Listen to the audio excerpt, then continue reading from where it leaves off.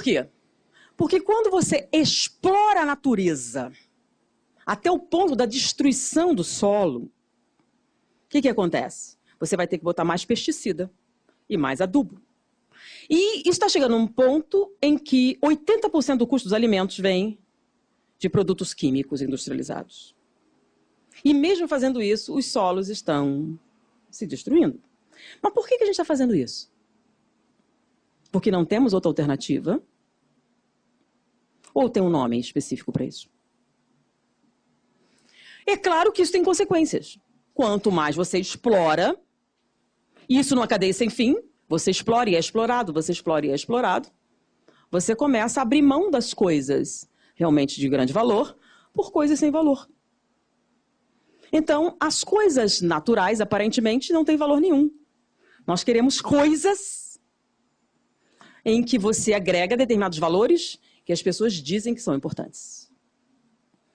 E, como temos preguiças de correr atrás, a gente permite que isso envolva a nossa vida. Então, eu estou dizendo uma coisa diferente do usual, até porque, recentemente, eu recebi um trabalho de pesquisa, não é da minha área, mas eu achei, por causa do segundo cérebro, fui ler o material, eu cheguei numa pesquisa na área da agricultura chamada agrofloresta, em que um pesquisador estava analisando a chamada paleontovegetação, como a vegetação se formava, e os resultados que estamos tendo na destruição do solo, que é progressiva e aparentemente reversível. Ele desenvolveu uma técnica que reverte essa destruição e consegue uma produção de alimentos maior e mais barata. Por quê? Ele consegue uma produção 80% mais barata porque não usa nenhum pesticida e nenhum tipo de adubo artificial, fertilizante. E com alimentos mais saudáveis, com mais vitaminas, com tudo muito mais do que as engenharias genéticas da atualidade. Como ele faz isso? Aí ele diz no final da pesquisa, é simples. Você não pode chegar no lugar e somente tirar. É necessário dar alguma coisa em troca. Se você puder dar tanto quanto recebe, o resultado será muito melhor. Vamos traduzir isso dentro do Livro dos Espíritos. Do que ele está falando mesmo? As leis morais não servem apenas nas nossas relações sociais. Em todas as relações que a gente estabeleça na existência, ela deve ser aplicada. Nas nossas relações com o solo, nas nossas relações com os alimentos, com os animais, com as pessoas, com os espíritos. Se a gente aplicar essa regra em todas as nossas relações, nós vamos diminuir essas perdas, esses problemas, esses resultados, de maneira extremamente significativa. Mais ou menos 80%. E vai sobrar 10% que veio da reencarnação. Mas, quando você diz, se tem um quadro depressivo por causa da outra encarnação, tem certeza que não são nutrientes que estão faltando? Tem certeza que não são estilos de vida que você está desenvolvendo? Tem certeza que não é fruto do seu egoísmo, do seu orgulho e da sua vaidade? E eu não estou falando diretamente, indiretamente. Tá? Então, se você tem muita preguiça, você faz o quê? Lei do menor esforço. O que acontece com a lei do menor esforço? Quanto mais barato e mais fácil, melhor. Tem certeza? A vida sedentária que a gente vive, a gente bota o quê? Tudo automático. E aí vai para a academia pagar R$200 para emagrecer. Ficar correndo no negócio. Não é não?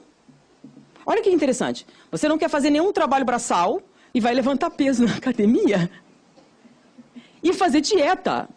Dieta.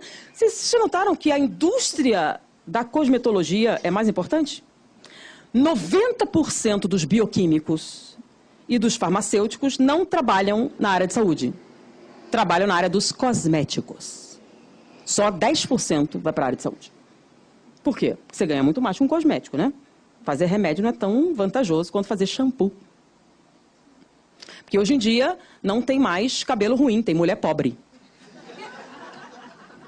Se você tiver dinheiro, resolve. Mas o que você está trocando? Por que você está precisando de tantas coisas assim? Quando você nota que muito do que você tem de déficit é artificial. Então, quando a gente chega no Livro dos Espíritos e fala sobre essa questão da sintonia, da afinidade, do equilíbrio, a gente vendo essas respostas da ciência, porque vocês não precisam acreditar em mim, pega a super interessante, que saiu agora, Agrofloresta, e ele diz isso. É a exploração e o egoísmo na natureza que está dando esses resultados. Então, uma das colocações atuais do cientista é que muitos dos nossos mal-estares emocionais não são psicológicos, são alimentares. Então, tudo é culpa da mãe, né? Lembra de Freud? É culpa dos meus problemas da minha mãe. Freud já tinha provado, a culpa é da mãe. Tem certeza? Quem é espírita? Quem é espírita, acredita na reencarnação, sabe que cada um tem a mãe que merece. Então, não é bem culpa da mãe, é sua mesmo. Então, a conclusão que os cientistas falam é que problemas psicológicos existem. Mas que no cálculo atual, 80% é biológico. É do comportamento que nós estabelecemos com relação à natureza. Quando eu digo natureza, é em todos os sentidos, tá? É nossa relação com ela. Enquanto nossa relação for egoísta, nós vamos ter esses efeitos adversos. Tá bom? O que é uma relação egoísta? Você quer que o lucro seja todo para você. É tipo assim, você pegou o suco, bebeu até fartar, mas não quer que ninguém mais beba e joga o resto fora. Muitos fazem isso. E essa relação causa um desequilíbrio biológico. E aí vamos pagar por isso. Então, não é da outra encarnação, é do comportamento presente. Tá? Nós somos egoístas? Nós colocamos o nosso prazer diante de todos os outros? E aí eu gosto das crianças também, a sua conveniência. Tá? Você vai fazer o que for menos trabalhoso, tá? E que te der mais ócio. E aí as consequências são essas. A gente fala que quer homens mais dinâmicos, mas bota o nosso filho para assistir televisão 80% do tempo. Certo? A gente quer pessoas mais saudáveis e cria circunstâncias que impedem uma atividade biológica compatível. E não queremos pagar o custo? Não queremos. Queremos que outro pague. Então, você não quer descascar uma laranja, quer uma pílula. Você não quer ter o trabalho de fazer o peixe, você quer uma lata de atum. Você quer uma coisa... Na verdade, vocês querem uma pílula, né? Não precisa ter trabalho nenhum. Você engole e acabou. Tem gente fazendo isso com shakes, né? Em vez de comer, toma um... A ideia é emagrecer, né? Não é complicado? E aí, por que o boom das drogas? Por que elas aumentam? É uma forma de fugir. É uma forma de fugir às consequências dos seus atos. Então, em vez de trabalhar para enfrentar os seus problemas, você prefere fugir dele, usando o subterfúgio. E quando eu falo de dependência química, não são apenas drogas legais, as drogas ilegais. As drogas legais são um volume muito maior da dependência do que as ilegais. Tá? Porque as ilegais são meio difíceis de conseguir. Nem todo mundo tem acesso. Agora, por quê? Porque ele tem um efeito depressivo similar. Você relaxa os músculos, né? Pode não conseguir com a mente, mas os músculos, pelo menos, relaxam. Só que tem consequências. Todas as drogas têm consequências. Não existe uma única droga que não tenha consequência. E aí a minha avó fazia uma brincadeira que eu achava muito interessante. Né? Se remédio fosse bom, chamava curédio.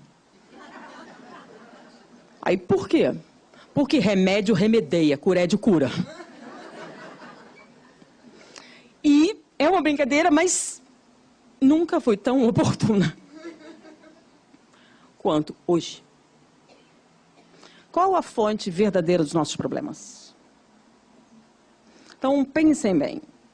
Então, existe uma corrente hoje, tá, da ciência, da neurologia e da psiquiatria, que associa a alimentação com transtornos mentais. E, basicamente, em uma corrente que está ganhando um grande destaque, que diz que se nós aumentarmos nossa ingestão de água em 30%, vamos diminuir 50% dos processos depressivos. Aí não está mandando a gente rezar? Não. Beber água. Agora, se for fluidificada... Eu acho que a gente tem até agradecer o Centro Espírita, né? Porque água fluidificada você não bota líquido, para não estragar a água. Então, é a única fonte de água que algumas pessoas tomam, né? O resto é Coca-Cola ou café. O único momento que ela bebe água é água fluidificada. Então, você tem ideia que muito do bem-estar, tá? Mesmo que fluidificasse mal, só de beber água já melhorava. Então, quando a gente fala sobre... A gente falou um pouquinho sobre as drogas, é claro, gente, o tempo não dá para a gente abordar. Na verdade, seria um seminário para a gente falar de todos esses aspectos. E o aspecto espiritual, que a gente não falou, até porque desenvolveu algumas coisas novas, seria um fenômeno chamado parasitose espiritual. Que é uma parasitose espiritual, tá? O que eu falei antes é o que explica você entrar nas drogas, tá? Mas muitas pessoas têm os efeitos adversos, gostariam de sair. E qual a dificuldade de sair? A principal dificuldade é o que a gente chama de dependência psíquica. Porque a dependência química tem tratamento. Você trata e você desintoxica. Mas a pessoa volta. Sistematicamente. Por quê? Aí que entra um fator espiritual. Porque muitas pessoas com esse problema chegam ao centro espírita. Porque existe uma melhora significativa. Tá? Nós temos uma instituição especializada em dependentes químicos, que tem um sucesso fora do comum, que faz com que muitas pessoas vão lá para saber o que eles fazem diferente. O que eles fazem diferente é desobsessão. Porque o resto é igual a toda parte. Se eles usam a mesma técnica que outras clínicas usam, por que eles têm 90% mais sucesso? E aí, os representantes da clínica, entre eles um policial federal, etc., eles falam isso. Tá? Muitos não acreditam mesmo, mas exatamente como vocês fazem? Deve ser uma coisa psicológica.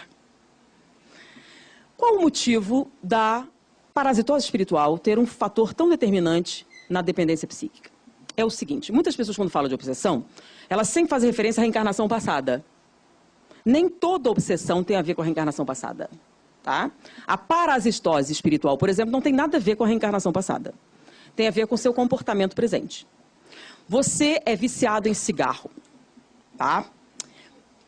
3 maços diariamente. Você morreu disso. Foi para o mundo espiritual. Passa seu vício? Não. Só que lá você não pode pegar um cigarro, acender e fumar. Porque se funcionar, você pega um cigarro fictício e tira esse efeito. E não tem. Ele deseja o quê? Ele deseja nicotina? Não, ele quer a sensação de fumar. E esse desespero faz com que ele procure uma forma de diminuir isso. Então ele procura um hospedeiro que lhe forneça as sensações. Só que tem um detalhe. Tem muita gente que não entende bem como é que funciona o negócio, né? Basta fumar para você ficar obsidiado? Não. Não basta fumar, tá? Tem que combinar. Como assim? Então, eu sou um espírito que morreu viciado em cocaína. E eu estou atrás de alguém que me forneça sensações. Aí eu tento ela, que é viciada. Não serve, não serve, não serve, não serve, não serve, não serve, não serve. Que não basta que ela use cocaína, ela tem que ter pensamentos, vibrações semelhantes às minhas. A gente tem que combinar, a gente tem que ter afinidade. Então, eu custo um pouco a encontrar. E quando eu encontro, nós nos conectamos. Quanto mais afinidade tiver, maior a conexão, maior a sensação, maior o barato. Aí, alguém interna você numa clínica de reabilitação. Aí, o que acontece? Quanto tempo eu levei para te achar? Então, eu descubro que é mais fácil fazer você voltar a usar do que achar outro igual. Então, uma das principais fontes de dependência psíquica é que quando você tem um parceiro assim, não é tão facilmente assim que ele larga. Então, é muito mais fácil para ele fazer você voltar do que arrumar outro parecido. Porque não basta fumar. Tem que participar. E com isso, o que ele faz? Quando você sai da reabilitação, não tem nenhuma química do seu corpo.